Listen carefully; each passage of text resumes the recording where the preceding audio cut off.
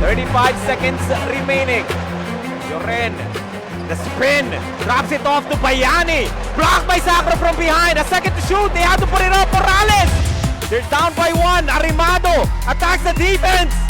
Could it convert? Sacro na naman. Still no goal. Bond for another rebound. A second left. Castillo. This game had everything you'd want from a finals matchup.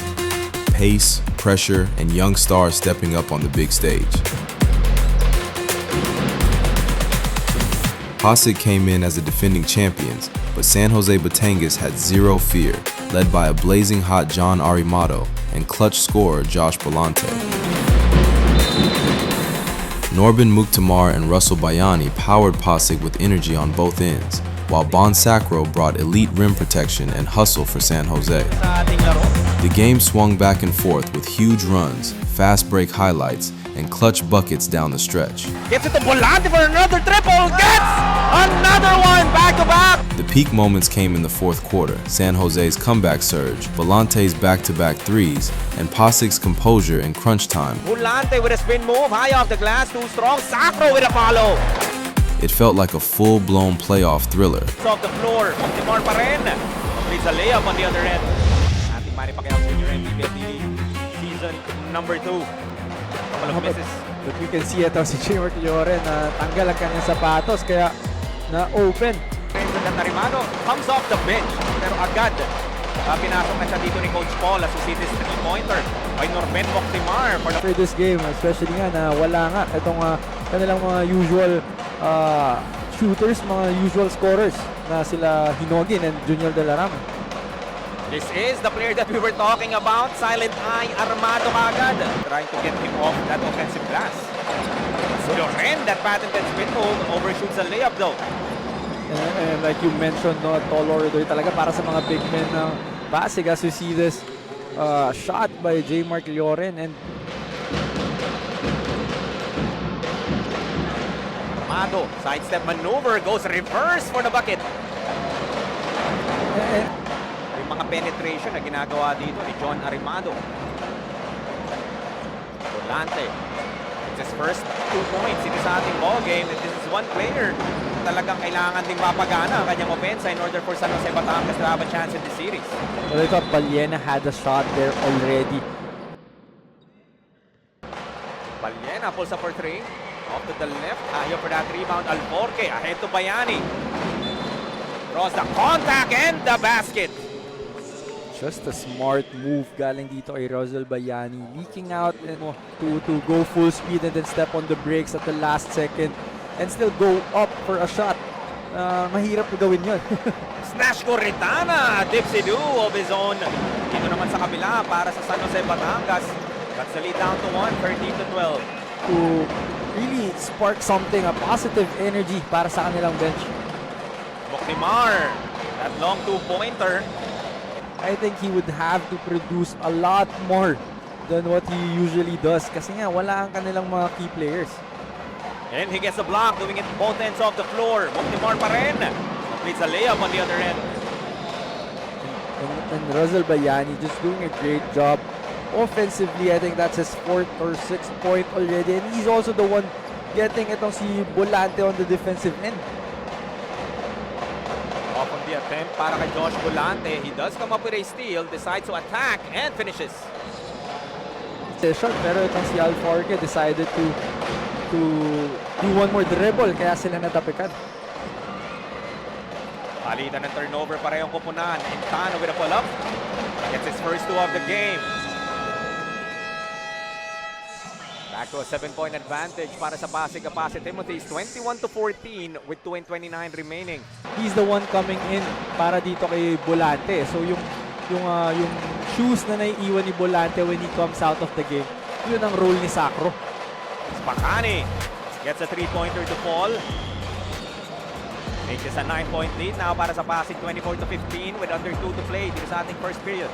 That's a nice look galing dito kay Alforque, just attacking that shaded area and looking for Bacani on that left corner.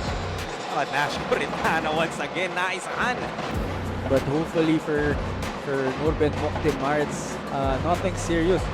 Because again, yung role niya, as you see this jumper by Arrimado. Keyhole jumper off the glass won't work. Takbo tayo sa kabila. This is Coritana. Gets the ball stolen away by Intano. Ardinico. Oh, walan din ang bola. So back-to-back turnovers for both teams, and here comes John Arrimado. Armado talaga. Make that 10 now in the first. Just before the time expired. Philip Obenza loving that shot from John Arrimado. Finishing off that first quarter very strong. You start the next quarter with a turnover. Parang it would give Pasig a little more confidence pa. It's back iron there. Was Ardinico. They get another chance as David Cruz powers his way inside. Well, clearly, merong advantage doon si, I think it was Soliano down low against Sacro. So I think babalik-balikan yan. But this is something na babalik-balikan naman. Competing against those much older guys. Castillo with a steal, a 2-on-1. Trying to get it to Baliena but intercepted by Moctimar. Norben gets another basket and flashes a smile. Itong si Norben Moctimar. Rebound finally secured by San Jose Batangas. Balansag, bouncing into Arrimado. Balik kay Balansag but Bayani comes up with it. They run to the other end, the 3-on-1. Lloren back to Moctimar. Malakas, but there is J. Mark for the follow.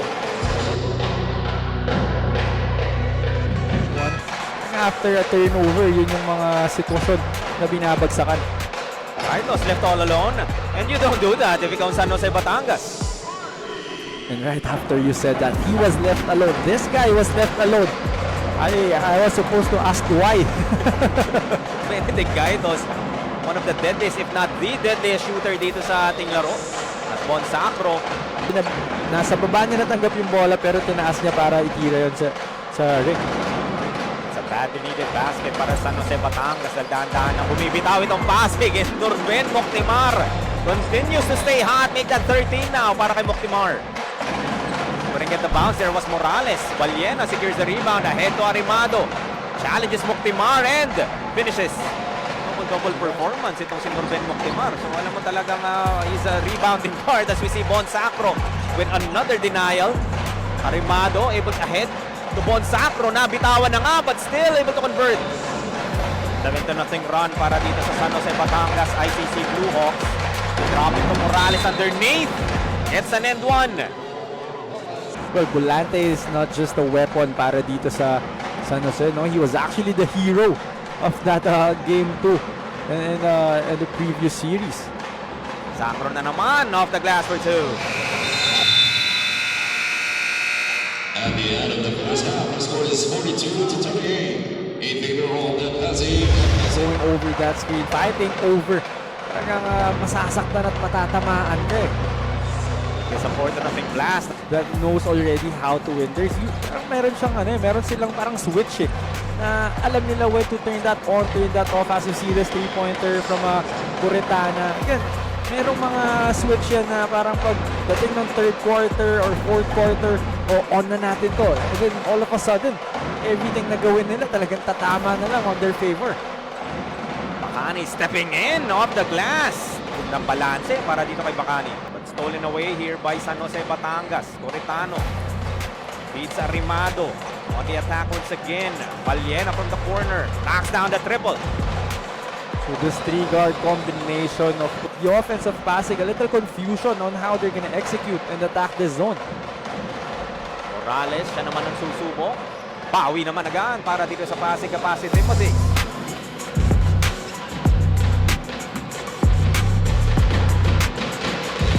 As a wise man once said, Renzo, pakita mo kung sino ka. Dito nga sa ating baseline muli as Jonathan Baliena starting to heat up here. Also, one of those players in that lineup that could play that pick and roll very well. Arrimado napakagat on that fake by Russell Bayani. Lloren. The corner, Bacani left wide open. His second three of the game. Meron siyang mga ganong desisyon eh. He can easily make those decisions like what he just did, that corner three-pointer of Bacani. Another three though para San Jose Batangas. Has to. So you gotta give it to him for trying to get that third one. Hindi nga lang pumasok that time, but still a good shot para sa kanya. Volante, tough turnaround, still able to convert over the defense of Lloren. Great defense para dito kay J. Mark Lloren. Just better offense para kay Volante. Get it inside. Intano. Drives to the baseline, throws it away. Arrimado. Straight to the 0 for 2. Lead got down to 4 once again. This is the closest San Jose Batangas has been here in the third. David Cruz on the elbow. Knocks down another jumper. And then, As time expires, ito sa ating third quarter. Heading into our final 10 minutes of action. Still a 5-point lead para sa Pasig Apase Timothy. Blocked by Sacro. He gets his own miss. Just 3 seconds now on the shot clock. Volante with a steal. Ahead to Arrimado. All alone for 2. just yun yung mga pinakakailangan ng Pasig because they've been attacking that shaded area easily. And when you turn that ball over, you miss a shot, meron agad dalawang guys up top na ready tumakbo on the break. Another turnover para sa Pasig. San Jose Batangas making them pay. John Arrimado with another layup. A 5-0 run here para sa San Jose Batangas. For the first time in a long time, keyhole jumper. Short para kay John Arrimado. Rebound. Makukuha ni Moctimar. Trying to get it ahead. Llorendo wasn't expecting that pass. Volante with a spin move. High off the glass. Too strong. Sacro with a follow. And just like ball right away, which gives itong defenders ng San Jose Batangas to tap the ball from behind. Ben Moctimar. Through Nurben Moctimar. 5 straight points. Baliena off the glass for 2. That's it. Alforque. Gaitos for 3. Couldn't knock it down. Morales blocked by Sacro. His 5th block, I believe. Siya na rin magtatawid ahead to Volante. Decides to pull up for a triple. Knocks down another. Josh Volante gives the lead back to San Jose Batangas. Castillo. Pass almost stolen. Baliena. Siya naman ang susubok. Way off. Able to chase down his own miss. Gets it to Volante for another triple. Gets another one. Back-to-back para kay Josh Volante. What about Baliena after that miss? A little over halfway through dito sa ating fourth quarter. Almost a turnover. Tuluyan na nga maaagawan ng Pasig. Intano all alone underneath for 2. It's just a matter of time bago ay balik itong si Nurben Moctimar in this game to close this one out. Back-to-back turnovers para sa San Jose Batangas. Intano dropping it off to Bayani for the basket. Lead down to 176-75. San Jose Batangas ay to make a much important stop. San Jose Batangas is clinging on to his 1-point advantage. Llorendo ibabalik ang kalamangan sa Pasig with that one-hander. Bayani. Alforque to the reverse short. But there for the putback is J. Mark Lloren. Back-to-back baskets. Itong Pasig Timothy's parang nag-3x3 sila doon, no? and Russell Bayani was daring itong si Volante. He was really trying. That is a costly turnover para San Jose Batangas. Chance to make this a 2-possession lead. Llorendo will turn it over. Corritana speeding through the lane, missing on the layup. Alforque secures the rebound. Alforque, high up for Bayani. Outside, Lloren all alone for 3. Couldn't convert. Another offensive rebound though para sa Pasig. High up for Lloren. Bumping Volante, couldn't finish. And missed opportunities there for Pasig Timothy's, and they almost forced another turnover. And right now, itong San Jose Batangas are panicking a little bit, and there's so much time left in the clock. Corritana gets it to Sacro, balik kay Nash. Attacks Intano, gets blocked by Morales. Sacro though, high off the glass for the bucket.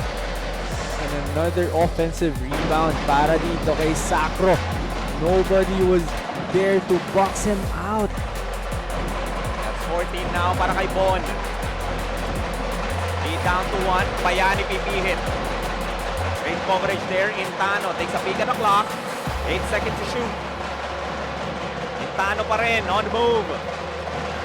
Pass deflected. Intano from the corner. Way short. Ball is loose. Picked up by Volante. His pass stolen by Loren. Says, let's slow it down. 35 seconds remaining. Loren trying to milk as much clock as they could. They are up by 1.